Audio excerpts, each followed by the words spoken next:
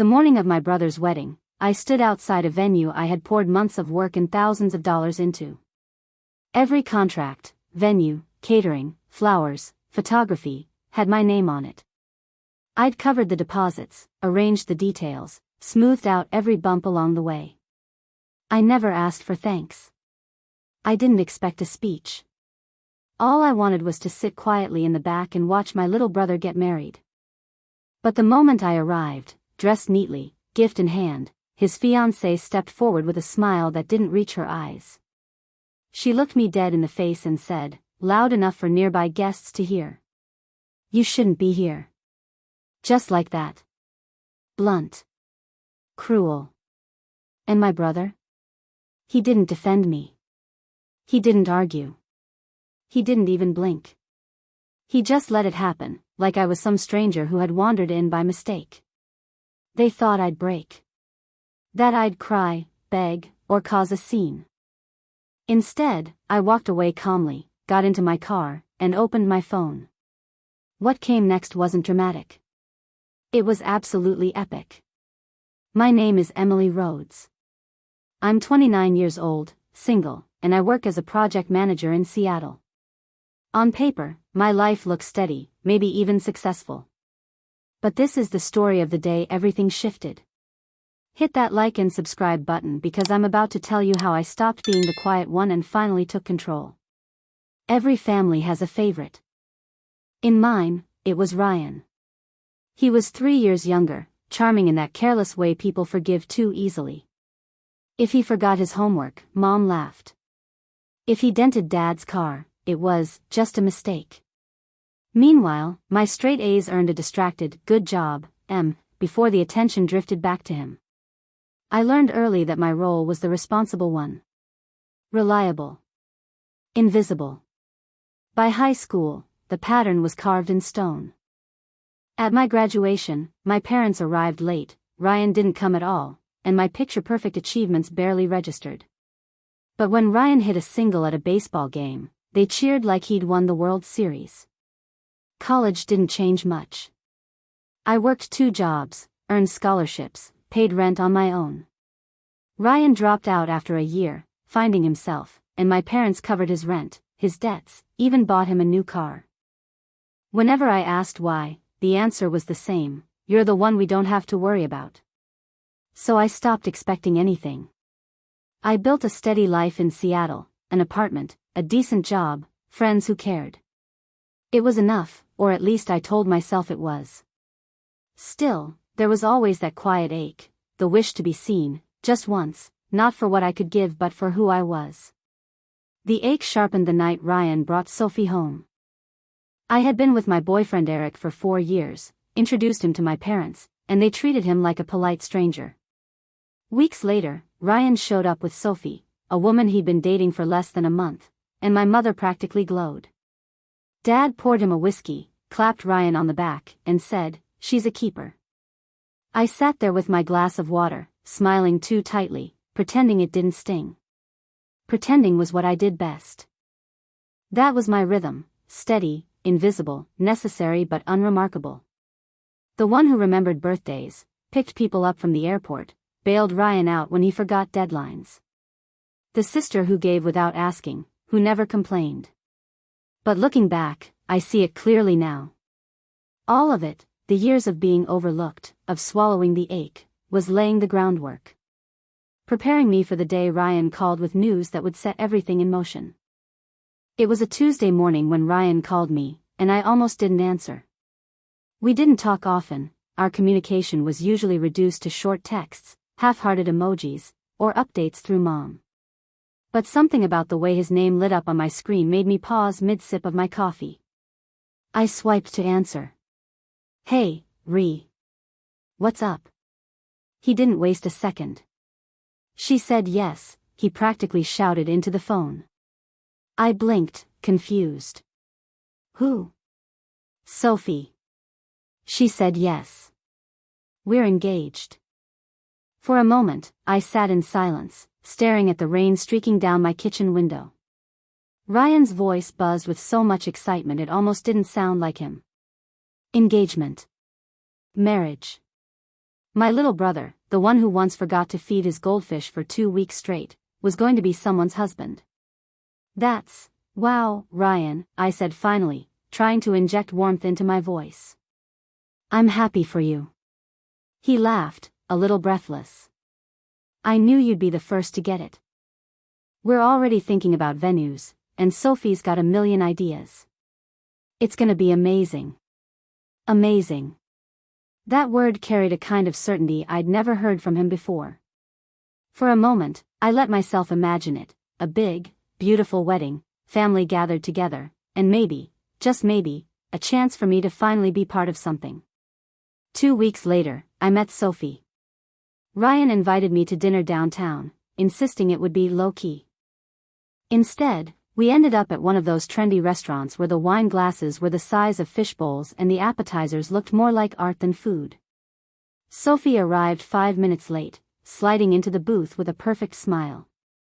She was younger than me, mid-20s, maybe, and polished in that effortless way that screams expensive skincare and a curated wardrobe. Her hair was sleek, her nails immaculate, and she smelled faintly of vanilla and something sharper, like citrus. Emily, right? She said, her tone pleasant but cool, like a receptionist confirming an appointment. I smiled, extending a hand. That's me. It's so nice to finally meet you. Her handshake was brief, her eyes already darting to Ryan. He was practically glowing, hanging on her every word as she launched into a story about the perfect lighting she'd seen at another wedding she'd covered for her blog. I tried to keep up, asked her about her work, but her answers were clipped, efficient, as if she was checking me off a list rather than actually engaging. Still, I pushed. I asked how they met, through friends, a networking mixer, Ryan jumping in with his own jokes. I asked about the proposal, a rooftop, fairy lights, champagne, Sophie's version precise, Ryan's embellished with laughter. I asked about her family, and she shifted in her seat, gave me the bare minimum, then pivoted back to the wedding. Always the wedding. At the end of the night, when the check arrived, I reached for it automatically. Old habits die hard. Sophie didn't protest. She didn't even thank me. She just gave me a small nod, like she expected nothing less. Later that night, Ryan called me privately. His voice was quieter, stripped of the bravado he'd worn at dinner. He said, we're kind of freaking out about the wedding budget. Venues are insane, catering's worse, and Sophie wants it to be perfect. But I just started this job, and her contract work isn't steady. We're thinking maybe we'll scale back. Or wait a year. I don't know what came over me then. Maybe it was the old sister instinct, the part of me that had always stepped in, always carried the weight. Maybe it was that small ache in my chest that whispered, this is your chance to matter. You know what? I said. Let me help. There was silence on the line. What do you mean? I mean I'll pay for it. The venue, the catering, the flowers. Consider it my gift. You shouldn't have to stress about this. Ryan's breath caught. Are you serious? Completely. For a moment, he was quiet. Then, in a voice I hadn't heard since we were kids, he whispered, I love you, Em. That was all it took. Within weeks, I was knee-deep in vendor contracts, Pinterest boards, and spreadsheets. Sophie sent me links to floral arrangements and table settings, though most of her messages came filtered through Ryan. She never reached out directly unless it was absolutely necessary, and even then, her tone carried that same polite distance, like she was speaking to a hired planner rather than her future sister-in-law. But I didn't complain. I told myself it was stress, that brides turned sharp under pressure, that her coolness wasn't personal. Because for the first time in years, I felt like I was stepping inside the circle instead of hovering on the outside. I signed contracts with my name on every dotted line. I paid deposits with my credit card. I organized vendor meetings, sent emails, tracked deadlines. For once, I wasn't just the responsible sister. I was building something. And yet, beneath it all, a quiet unease lingered. Sophie's thank yous always came secondhand, passed through Ryan like a note folded and delivered reluctantly. Her smiles never softened. Her eyes never lingered long on mine. I ignored it. I told myself that once the wedding day came, once the music played and the vows were spoken, none of it would matter. I would sit in the back, watching my brother step into his future, and I would know I helped make it possible. That would be enough. Or so I thought. When Sophie asked me to be her maid of honor, I almost didn't believe her.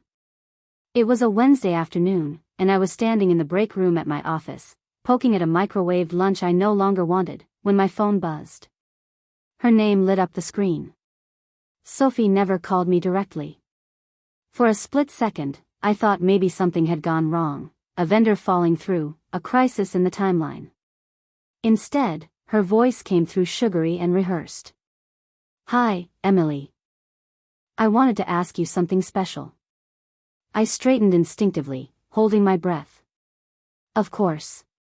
What is it?" "I'd love for you to be my maid of honor." The words caught me off guard. Up until that moment, Sophie had kept me at arm's length, cordial but cold, polite but distant. And now she wanted me at her side, in the most photographed position of the entire event? "That's really kind of you," I said slowly. She laughed, light and airy. "Well, you've done so much already. It just makes sense." Something in the way she said it felt off, transactional, like she was assigning me a role out of obligation rather than affection. But I pushed the thought down. I'd been given a seat at the table, and I wasn't about to question it. "Yes," I said, forcing warmth into my voice. "I'd be honored." And just like that, I threw myself into the role. If Sophie wanted a maid of honor, she was going to get the best one possible. I spent nights researching timelines, downloading sample speeches, and building spreadsheets that detailed everything from hairstylist appointments to rehearsal dinner seating. I offered to cover the cost of a professional makeup trial for her and the bridesmaids, and when the quote came back higher than expected, I quietly paid it myself. I mocked up color palettes in lilac and sage, tones Sophie had once described as elegant but not too stuffy. I collected centerpiece ideas, curated playlists for the DJ, even created a shared folder with sample vows and readings. Every time I hit send, I waited for her reaction. Most of the time, all I got back was a thumbs up emoji. Sometimes a flat thanks. Other times, I discovered she had already moved forward without me. I spent 2 hours one evening organizing a list of potential poses for a bridal photo shoot, only to find out later she had hired a photographer with a completely different style. When I asked, trying to keep my tone light, she said, "Oh, I didn't want to bother you with all the little details." I smiled and said I understood. But inside, something pinched. Ryan wasn't much better. At first, he answered my calls quickly, eager to loop me in. But as the weeks passed, his responses slowed.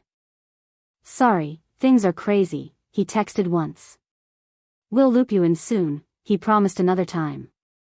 I told myself it was normal, planning a wedding was overwhelming.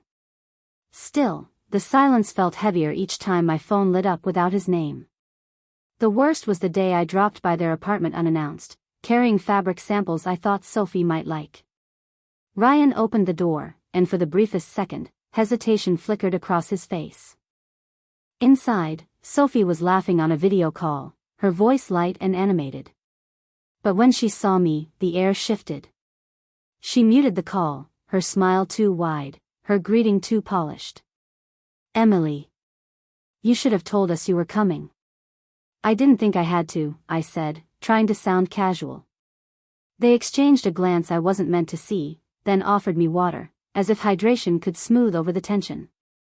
I stayed 10 awkward minutes before making an excuse to leave. Later that night, scrolling through the bridesmaids group chats Sophie had added me to, I found a photo of dresses in a new shade, blush, not lilac. No one had told me. No one had asked for my opinion. I texted Ryan privately. "Hey, just checking, are we still going with lilac? The group chat says blush now." He didn't reply until the next day. "Yeah, Sophie changed her mind." "Sorry, it all happened quickly." I stared at the message, the weight of it pressing against my chest.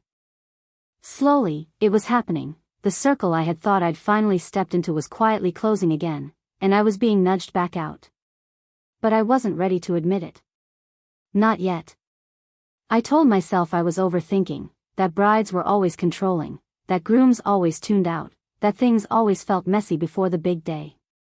I reminded myself I was still the maid of honor, still part of the story. So I smiled. I nodded. I let myself believe I belonged. Even though, deep down, I could already feel the ground shifting beneath me. It was a Sunday morning when I decided I couldn't ignore the feeling anymore. Weeks had passed since Sophie had asked me to be her maid of honor, and in that time, I'd watched my role shrink little by little, like fabric shrinking in the wash. My spreadsheets went unread, my emails unanswered. The group chat buzzed with updates I was barely part of, and every time I tried to contribute, it was as though my messages vanished into the ether. So I called them. "Can we talk?" I asked, keeping my tone light, casual. We agreed to meet at a coffee shop downtown. When I arrived, Sophie was already seated, dressed in a crisp white blazer, her lipstick a perfect match for her nails. Ryan sat beside her, fiddling with the lid of his cup like he wanted to be anywhere else. I slid into the seat across from them, my palms damp against the paper cup I held. "I just wanted to ask if everything's okay," I began. "I feel like I'm stepping on toes lately. Some decisions are happening without me, and I thought we were a team on this." Sophie's smile was immediate, polite, practiced. "Emily, we appreciate everything you've done. Truly. But wedding planning is stressful, and sometimes things move fast. You don't need to take it personally."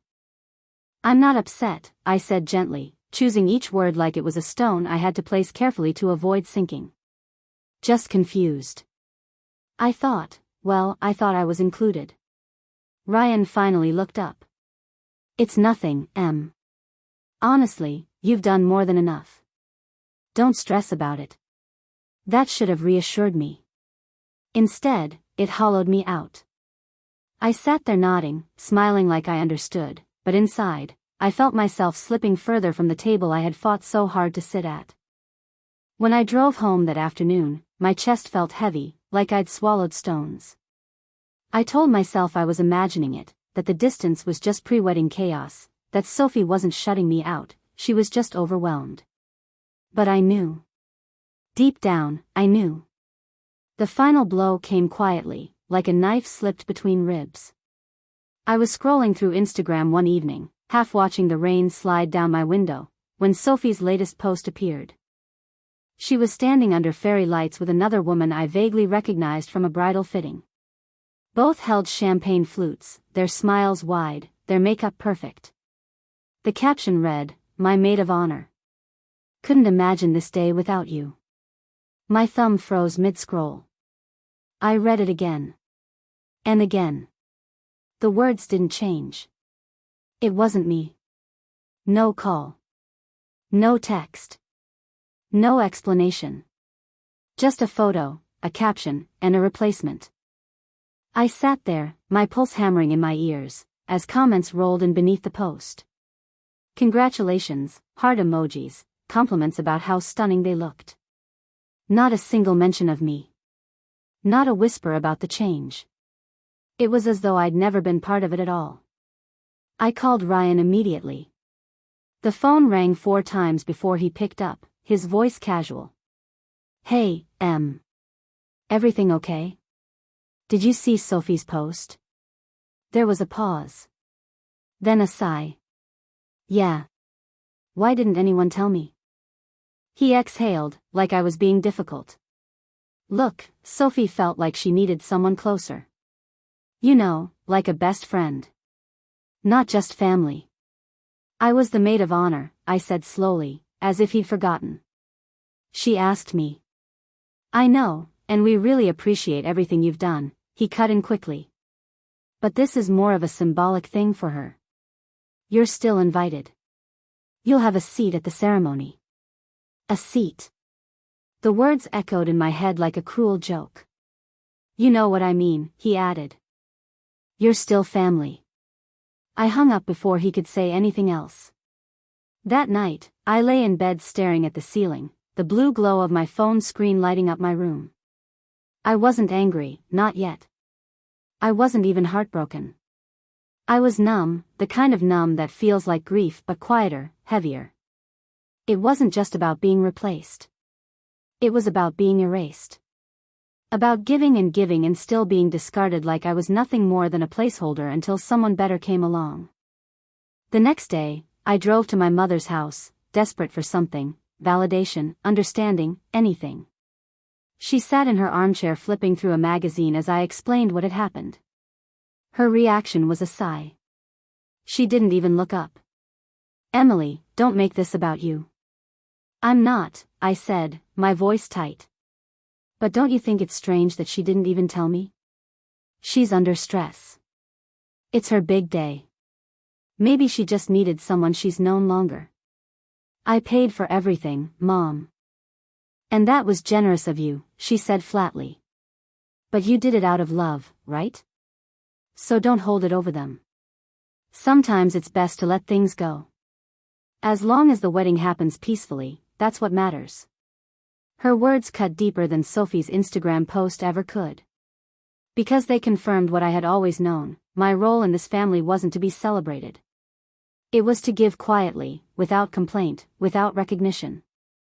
Even when I was wounded, even when I was humiliated, I was expected to swallow it. To keep the peace. I nodded slowly, not because I agreed, but because I knew nothing I said would change her mind. When I left her house, I didn't cry. I drove home in silence, parked in my driveway, and sat there with my hands gripping the steering wheel. Only when the house was dark, when I was alone, did the ache spill over. Not tears. Not rage. Just that same heavy numbness. They hadn't just changed the title. They had changed the message. I wasn't important enough to be informed. I wasn't worthy of an explanation. I was good enough to pay for the fairy tale, but not good enough to be in the story. 3 days passed after Sophie's Instagram post, and I floated through them like a ghost. I went to work, I answered emails, I bought groceries. On the surface, I was fine. But underneath, something was unraveling.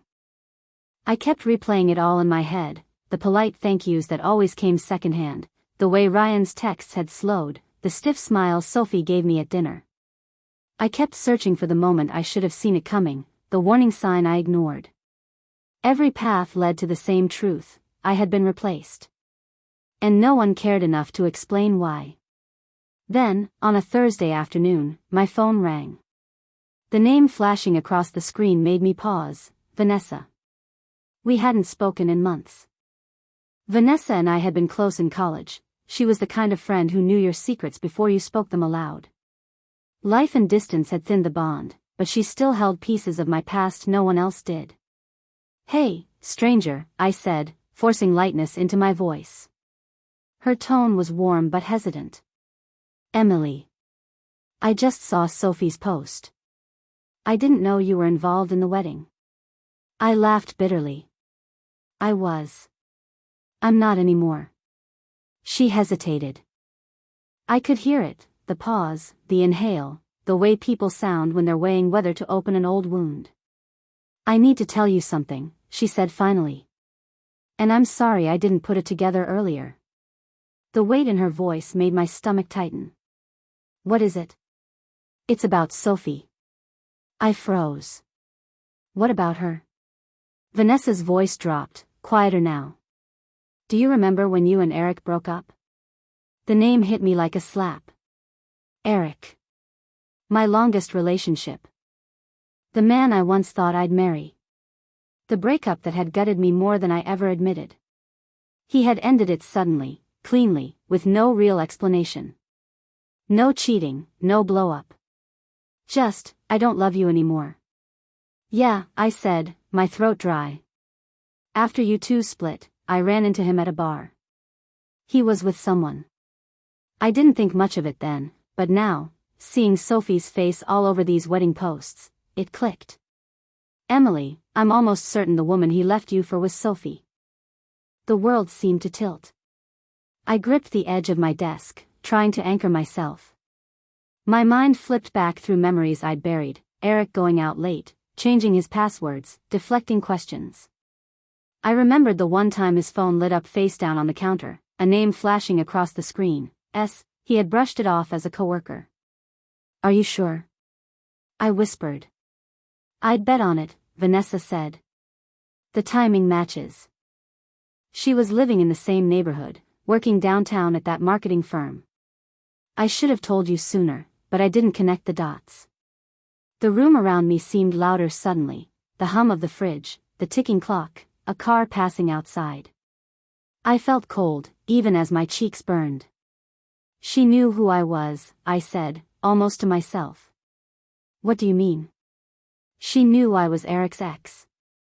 From the beginning. She knew I was Emily." My pulse thudded in my ears as images raced through my head, her polite half-smiles, her dismissive tone, the way she had always been composed, distant, impossible to read. I had thought she was just uptight. But now I saw it for what it was, control. This wasn't oversight. This wasn't stress. This was deliberate. She had played me. She had smiled through dinner, nodded when I offered to cover the costs, and accepted my money, all while knowing she was the woman who had blown up my past. She had never wanted me at that wedding. Not as a sister, not as a bridesmaid, not even as a guest. I clenched my jaw, my fingers trembling around the phone. For so long, I had blamed myself for being invisible, for not being enough. But this wasn't about invisibility. This was about being erased. Vanessa's voice softened. "Emily. I'm so sorry." "Don't be," I said, my voice low, steady in a way that surprised me. "You just helped me see things clearly." Because for the first time in weeks, I wasn't numb. I wasn't confused. I wasn't sad. I was angry. And anger, when you've spent your life being quiet, obedient, and overlooked, is dangerous. Because once you've been betrayed like that, truly betrayed, you stop asking questions. You stop waiting for explanations. You start making decisions. That night, I didn't sleep.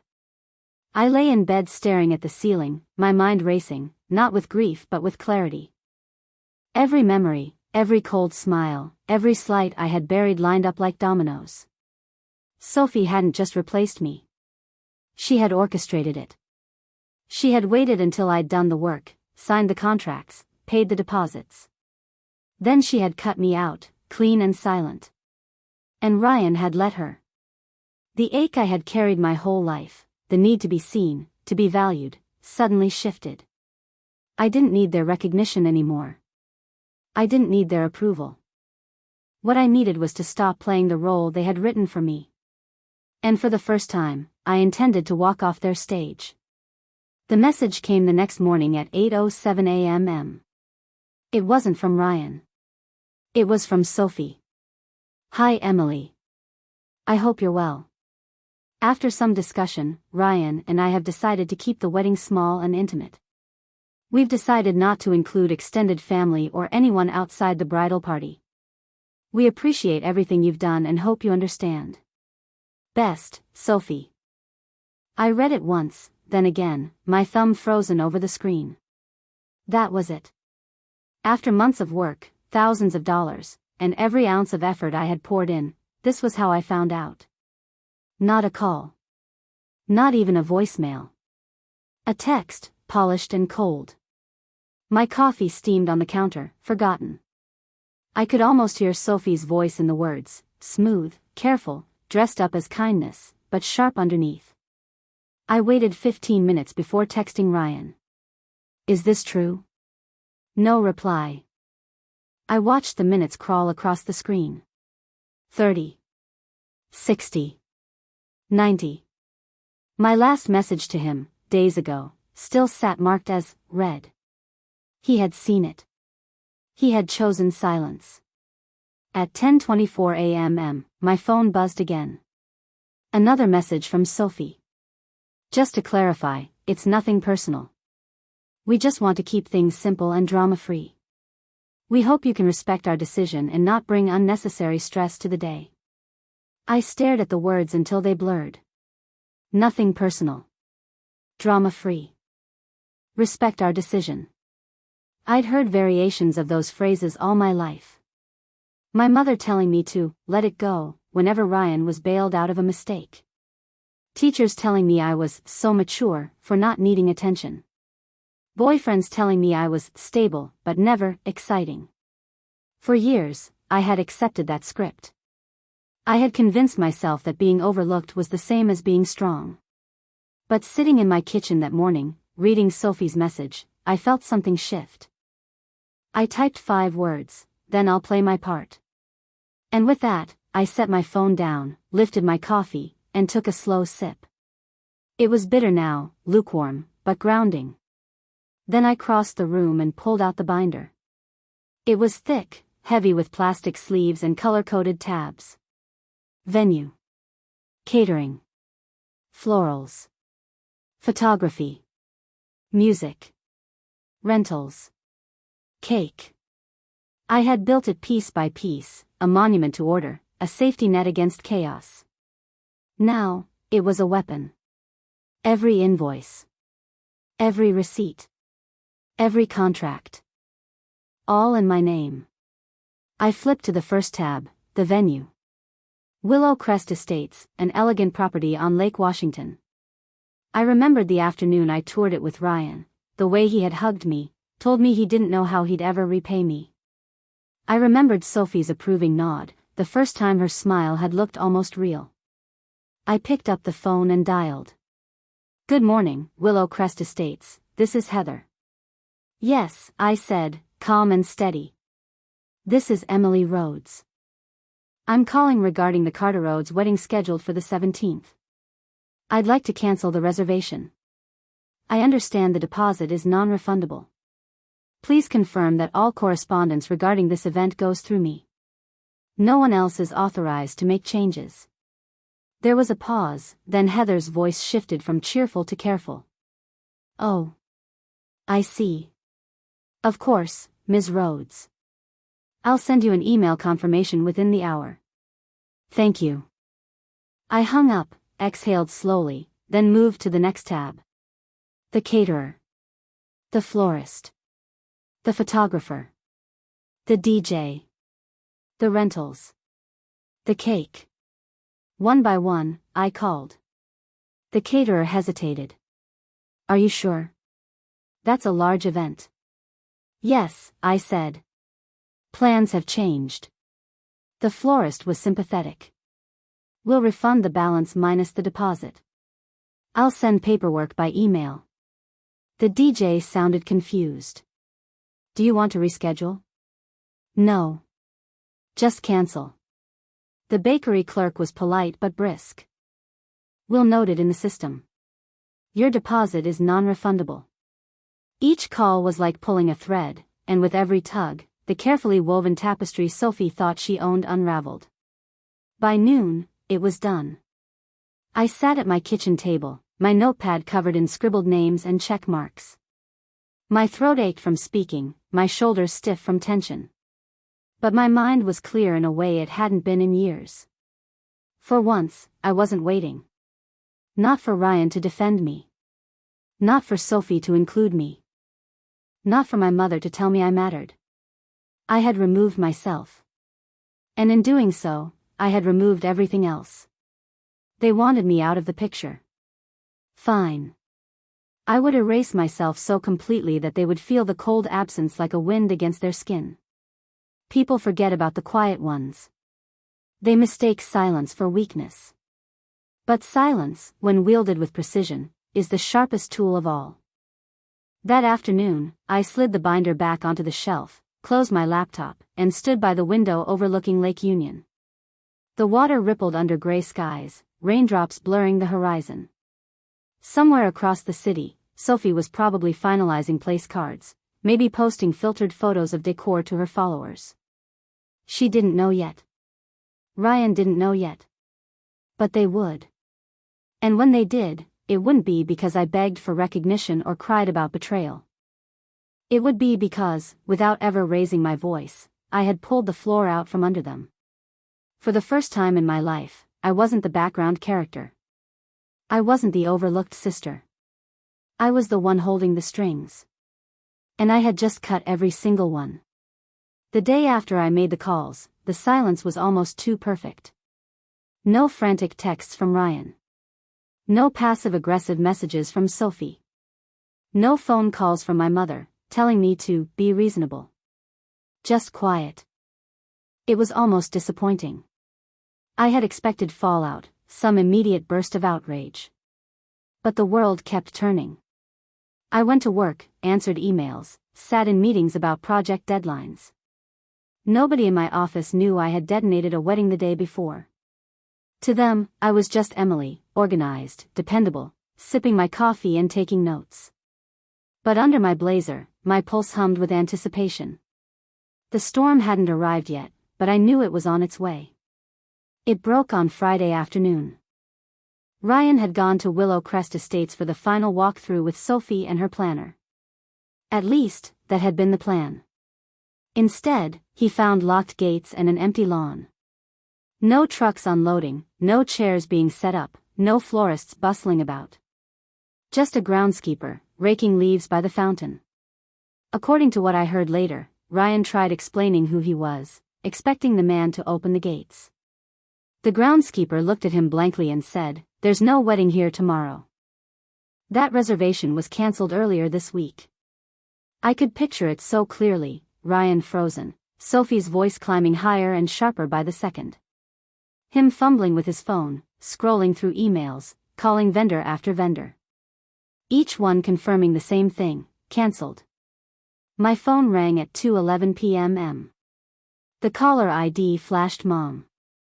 I let it ring twice before answering. "What did you do?" Her voice was sharp, pitched high with panic. I leaned against my kitchen counter, looking out at the gray Seattle sky. "Good afternoon to you too.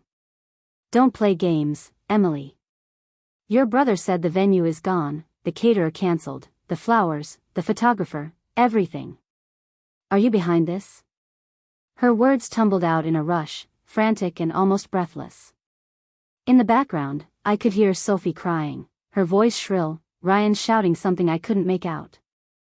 I let the silence stretch, long enough for her to hear her own desperation echo back at her. Then I said evenly, "You should ask the people you chose to defend instead of me." "Emily," she snapped, "this is your brother's wedding." "Yes," I said calmly, "the one I paid for. The one I was uninvited from." "You're overreacting," she hissed. "This is Sophie's big day. You've made your point." "No," I cut in, my voice steel. "I haven't." There was a sharp inhale on her end. For once, she didn't have a ready phrase to stuff into the silence. I could still hear the chaos behind her, Sophie sobbing, Ryan yelling, relatives chiming in with questions. My mother's voice dropped, brittle now. "They're talking about legal action. Daniel's cousin is a lawyer. He says you could be liable for damages." I walked to the shelf, pulled out the binder, and opened the front pocket. Inside was a neat stack of contracts, every one scanned and stored on my laptop. I had already compiled them into a single PDF, labeled and timestamped. With one click, I sent it to her email. "Check your inbox," I said. I heard fumbling, the sound of her phone vibrating as she switched screens. Then silence. When she spoke again, her voice was smaller. "These are, all in your name." "Every last one," I said. "The venue. The catering. The flowers. The photography. All of it." She faltered. "You never transferred them to Ryan or Sophie?" "No. Why would I? They never asked. And after all, I was supposed to be part of it. Wasn't I?" The silence on the line was thick, punctuated only by Sophie's muffled sobs and Ryan shouting in the background, "Fix it, Mom. Fix it." "They tried to cut me out of my own investment," I said. "So I withdrew it." Her voice cracked. "They have nothing now. Guests are flying in tomorrow. People are expecting. They should have thought of that, I said, before they sent me that message. She tried one last time, the words brittle and pleading. Emily, this will follow you. People will talk. You'll regret this. I almost laughed. For years, I had worried about what people would say if I pushed back, if I stopped being the one who held everything together. But standing there, the city humming outside my window, I felt none of that fear. Let them, I said. And I hung up. I didn't slam the phone. I didn't cry. I set it down gently, walked to the window, and watched the traffic crawl along the street below. Somewhere across town, Sophie and Ryan were scrambling, trying to salvage a day already in ruins. My mother was probably pacing her living room, phone pressed to her ear, whispering excuses to aunts and cousins. And me? I felt still. Cold, yes, but steady. For once, I wasn't the one patching things up. I wasn't the one smoothing over mistakes or swallowing my hurt to make others comfortable. I had drawn a line. And no one, not Ryan, not Sophie, not even my mother, could erase it. The quiet ones don't explode. We don't scream. We calculate. We prepare. We wait. And when the time comes, we pull the floor out from under the whole house. The morning of the wedding felt strangely ordinary.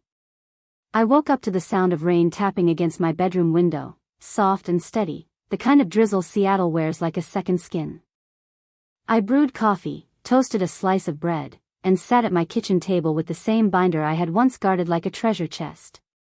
It was thinner now, most of its tabs irrelevant, the contracts inside reduced to canceled confirmations and refund notices. By 9, my phone was already buzzing.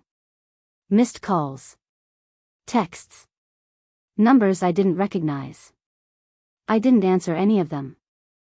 Instead, I slipped into a navy dress, simple and unadorned, pulled my hair back into a bun, and left my apartment without fanfare. I wasn't going to the lakefront estate that no longer belonged to them. I was going to City Hall. Word had spread quickly.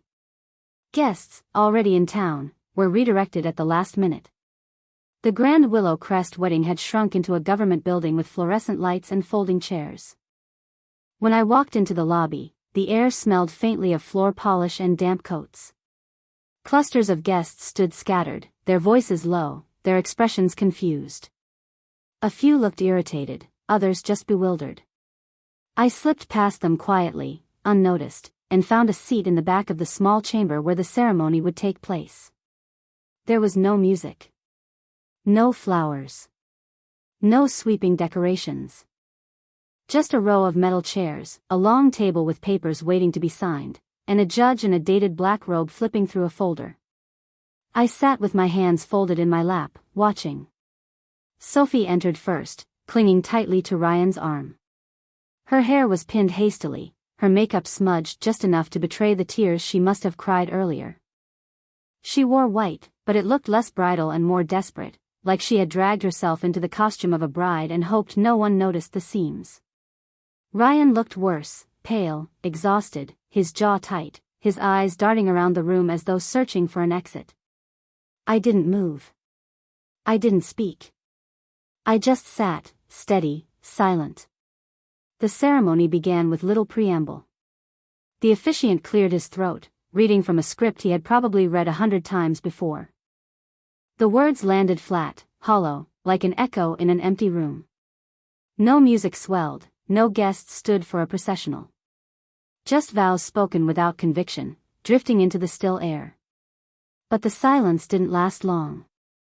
Halfway through, a chair scraped loudly against the floor. Aunt Margaret, 72, sharp-tongued, known in the family for never biting hers, stood up. She didn't raise her voice, but she didn't need to.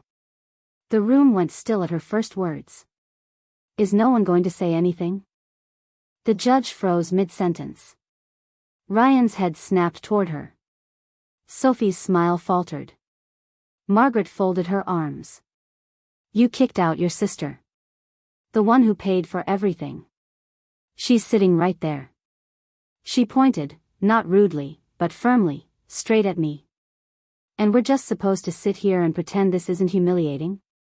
The room buzzed with sharp inhales and whispers. Ryan's face drained of color. Sophie opened her mouth, then closed it again, her lips pressed tight. Margaret wasn't finished. I canceled my doctor's appointment to be here today. Bought a new dress. Paid for a hotel. I was told I'd be at Willow Crest. And now I'm crammed into City Hall because you couldn't show a shred of decency to the person who made it all possible? Her words cut through the room like a blade. I saw Uncle James nod in agreement. Another cousin shifted uncomfortably in her seat. A few guests turned to look at me, eyes wide, as though seeing me for the first time.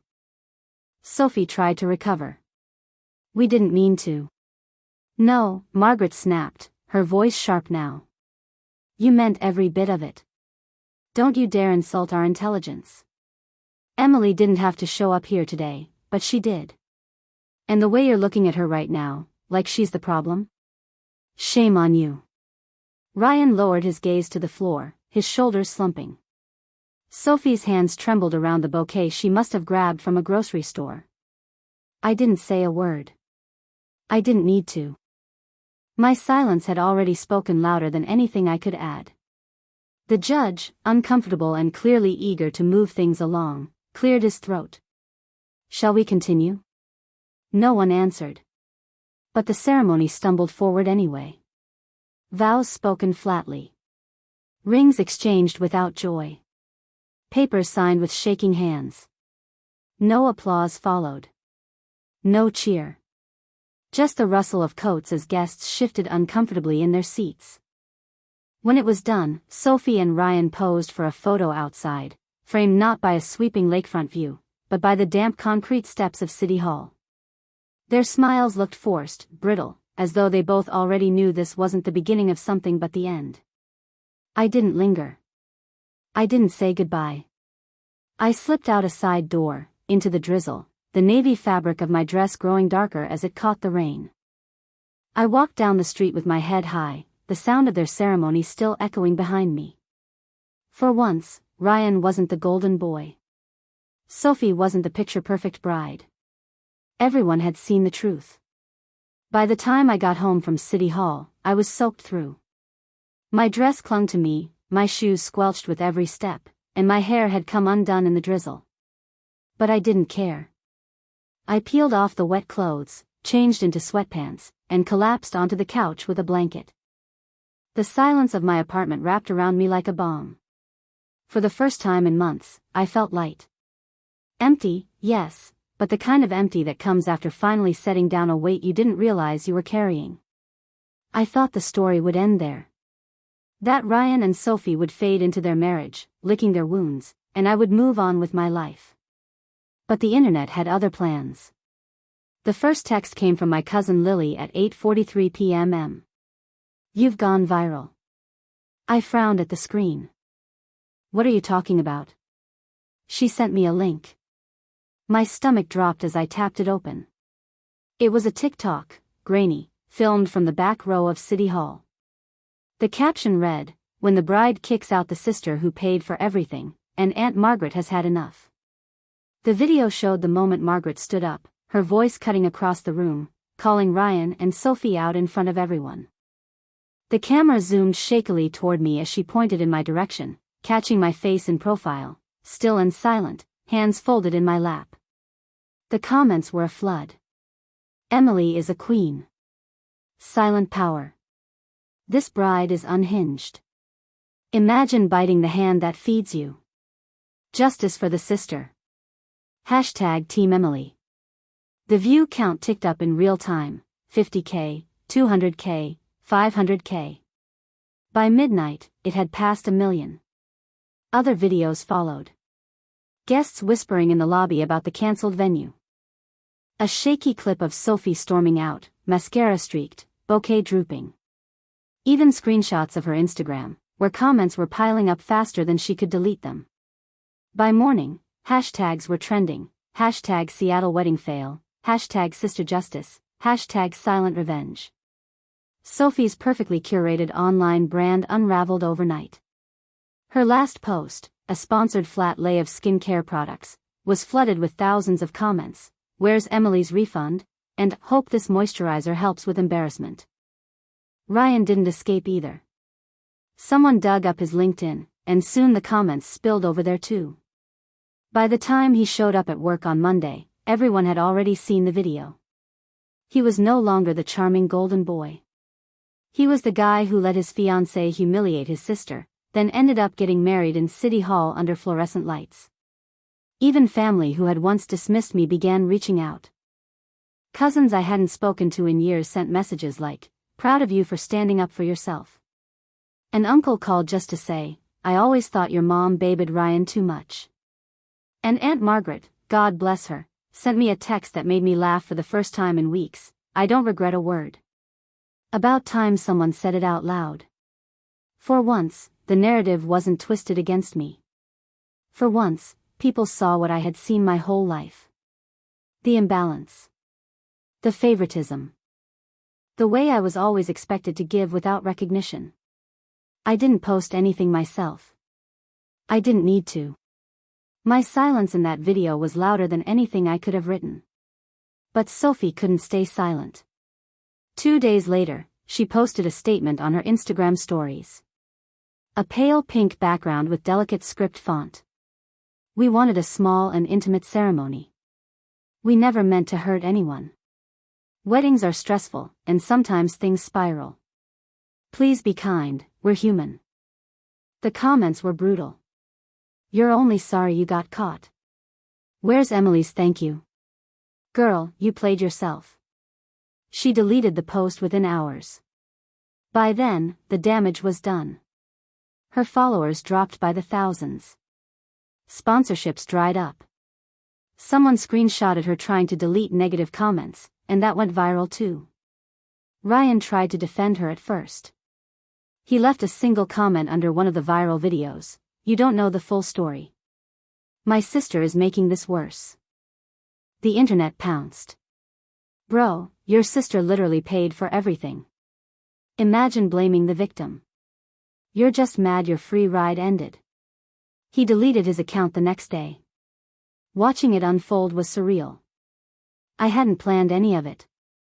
I hadn't sought revenge online. But somehow, the world had tilted, and for once, it tilted in my favor. I didn't celebrate. I didn't gloat. I just let it happen. Because deep down, I knew this wasn't about the internet or hashtags or public shaming. It was about finally being seen.